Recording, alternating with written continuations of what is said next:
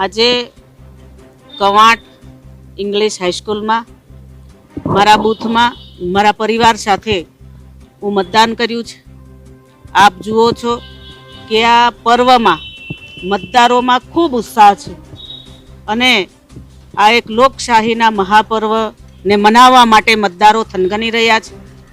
હું એટલું જ કહીશ કે પોતે પોતાના મતાધિકારનો ઉપયોગ એ રાષ્ટ્રના હિત માટે કરે અને આ છોટાઉદેપુર લોકસભાના તમામ મતદાર ભાઈઓ બહેનોને યુવાનોને હું પોતાના મતાધિકારનો ઉપયોગ એ બૂથમાં જઈને કરે અને રાષ્ટ્રના હિત માટે કરે એવી હું સૌને વિનંતી કરું છું।